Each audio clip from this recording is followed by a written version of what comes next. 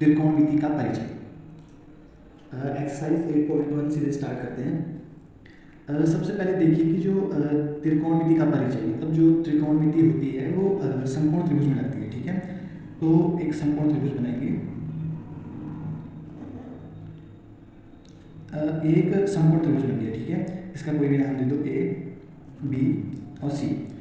ये समकोण त्रिभुज जिसमें बी वाला है 90 डिग्री का। ठीक है, अब त्रिकोणमिति में हमें सबसे पहले ये साइन थीटा पता होना चाहिए, फिर कॉस थीटा पता होना चाहिए, फिर टेन थीटा पता होना चाहिए, फिर कोसेक थीटा पता होना चाहिए, फिर सेक थीटा पता होना चाहिए और फिर कॉट थीटा पता होना चाहिए। ठीक है, अब ये कॉट थीटा हो गया। फिर अब देखिए इसमें होता क्या है कि समकोण त्रिभुज में मेनली पाइथागोरस थ्योरम लगती है। तो पाइथागोरस थ्योरम, पाइथागोरस प्रमेय,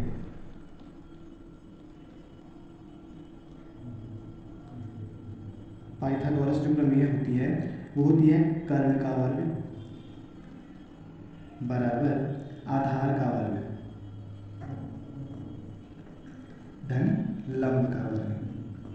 अब आपको पता होना चाहिए कि समकोण त्रिभुज में कौन कर्ण है, कौन आधार है और कौन लंब है। ठीक है, तो देखिए जो सबसे लंबी भुजा मतलब समकोण त्रिभुज की ठीक आगे वाली भुजा होती है वो कर्ण होती है, मतलब AC। इसमें कर्ण हो गई AC। ठीक है, तो AC का स्क्वायर इज इक्वल टू आधार हो गया इसमें BC, मतलब जिस पे ये टिका हुआ है। आधार कहते हैं ना, जैसे मकान का आधार होता है क्या।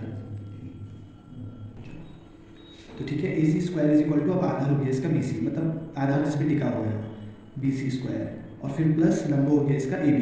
ठीक है, तो AB का स्क्वायर, मतलब ये पाइथागोरस थ्योरम होती है। इसे प्रूव करना भी सिखाएंगे अगले चैनल, सॉरी अगली वीडियो में। ठीक है, तो ये आपकी होगी पाइथागोरस प्रमेय। ठीक है, अब इसमें होती है साइन थीटा की वैल्यू अलग, मतलब एक लंब बटे कर्ण, आधार बटे कर्ण, कुछ ऐसा होता है। ठीक है, उसको याद करने की ट्रिक बताता हूँ आपको। उसकी ट्रिक है कि साइन लग, एक है साइन लग लॉ और कॉ। ठीक है, साइन लग कॉस अक और टेन लॉ और ऑ। पहली ट्रिक ये है, और एक दूसरी ट्रिक है उसे कहते हैं लाल बटे का LAL बटे के ए, लाल बटे का। ठीक है, ये दूसरी ट्रिक है। अभी दो ट्रिकों को एक्सप्लेन करके बताता हूँ आपको। साइन लग, इसमें जो भी रोल है यहाँ पे लग का है, यहाँ पे अक का और यहाँ पे लॉ का। लग लॉ मतलब होता है लंब, लग लॉ मतलब होती हो गया क्या लंब। तो देखिए साइन की वैल्यू ऐसे निकालेंगे, ऐसे लॉ मतलब हो गया लंब। लंब कौन है इसमें AB लंब, और कौ मतलब हो गया कर्ण, लंब बटे कर्ण। कर्ण कौन है इसमें AC, साइन AC ऐसे निकलेगा। फिर उसी से कॉस निकलेगा, कॉस अक, कॉस अक और मतलब आधार BC और कौ मतलब कर्ण AC। ठीक है, उसी प्रकार से टेन भी निकलेगा, टेन लॉ, लॉ मतलब लंब और ऑ मतलब आधार, मतलब AB बटा BC। ठीक है, अब उसी प्रकार से कॉसेक भी निकलेगा। साइन का उल्टा होता है कॉसेक। अभी तीन वैल्यू हमने निकाल दी तो उसके बाद कॉसेक निकाला जाएगा। साइन का व्युत्क्रम मतलब अपोजिट कर देंगे। ठीक है, AC अपॉन AB, तो ये हो जाएगा हमारा कॉसेक, ये कॉसेक थीटा। फिर इसी प्रकार से कॉस का अपोजिट करेंगे तो हो जाएगा हमारा सेक थीटा, और टेन का अपोजिट करेंगे तो हो जाएगा कॉट थीटा।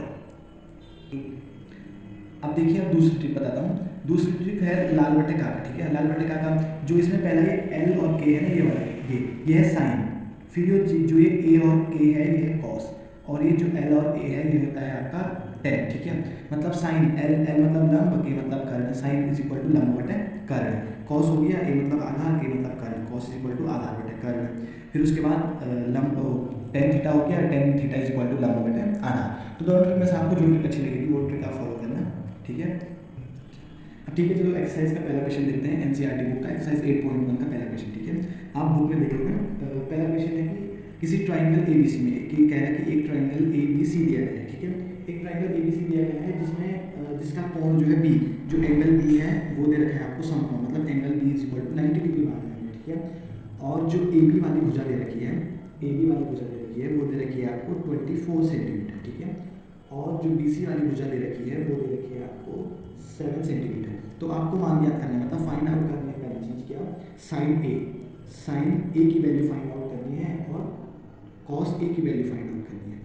और दूसरी चीज़ इसमें हमको ज्ञात करनी है, एक दूसरा निकालना है साइन C और कॉस C। ओके, हमें ये वैल्यू फाइंड आउट करनी है। तो सबसे पहले ट्राइंगल ABC बनाते हैं। ठीक है, सबसे पहले ट्राइंगल, एक छोटा सा ट्राइंगल बनाते हैं। ठीक है, मतलब समकोण त्रिभुज बना दिया। इसका जो कह रखा है यहाँ B is equal to 90 degree, B is equal to 90 degree मान रखा है। B B is equal to 90 degree, तो यहाँ पे मतलब हम बी लिखेंगे, ठीक है। फिर उसके बाद ए इधर लिख दो, इधर कुछ नहीं, ए बी और सी। अब ए बी की वैल्यू दे रखी है 24 सेंटीमीटर, ए बी की वैल्यू दे रखी है आपको 24 सेंटीमीटर और बी सी की वैल्यू दे रखी है आपको 7 सेंटीमीटर, ओके। अब हमें सबसे पहले तीसरी भुजा ज्ञात करनी है, मतलब जो कर्ण है हमें वो ज्ञात करनी है, हमें दिया नहीं गया है प्रश्न में, ठीक है। सबसे पहले इसे ज्ञात करेंगे, यहाँ लिखेगा पाइथागोरस थ्योरम, ठीक है। कर्ण का वर्ग, AC का वर्ग, AC हमें दिया नहीं गया है, AC square is equal to कर्ण का वर्ग मतलब, और दूसरा आधार BC का वर्ग और धन लंब का वर्ग AB का वर्ग। अब देखिए AC की वैल्यू हमें पता नहीं, चलो इसे x मान लेते हैं, ठीक है। x square is equal to BC की वैल्यू हमें पता है 7, ओके। तो 7 का स्क्वायर और प्लस AB की वैल्यू पता है 24, ओके, 24 का स्क्वायर। तो इसे इसलिए x इज इक्वल टू, यहाँ से स्क्वायर हटेगा तो यहाँ रूट लग जाएगा, ठीक है। और 7 का square, 7 × 7 is equal to 49 plus 24 का स्क्वायर, और 24 का स्क्वायर होता है 576, 576 है 576, ओके। अब इसे सॉल्व करेंगे, x इज इक्वल टू पहले से जोड़ें अंडर रूट, ओके। 6 और 9 को जोड़ेंगे 15 का 5, ठीक है, एक बचा। फिर 7 और 4 को जोड़ेंगे, 7 और 3 10, एक 12 एक 13, ठीक है। 3 और 1 5 और एक 6, सॉरी यहाँ पे 2 आएगा, 625, ठीक है। अब इसका रूट निकालेंगे तो 625 किसका रूट होता है, वो होता है 25 का, ठीक है। 25 × 25 मल्टीप्लाई करके देख लेंगे, ये आता है 625, ठीक है। तो हमारा मतलब जो x जो मतलब AC वाली भुजा है वो आ गई हमारी 25, ठीक है, ठीक है। ये 25 आ गई, मतलब AC की वैल्यू आ गई हमारी 25 सेंटीमीटर।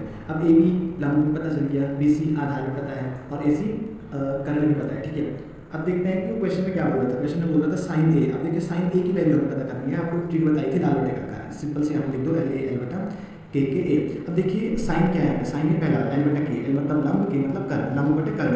अब साइन A दे रखा है तो A के लिए देखिए कोण के आगे वाली भुजा लंब होती है, ठीक है। मतलब A के लिए लंब होगी BC, ठीक है। A के लिए लंब BC, अगर C दे रखा है तो C के लिए लंब होता है AD, और B दे रखा है तो B के लिए लंब यही माना जाएगा, कर्ण कोई लंब नहीं माना जाएगा, ठीक है।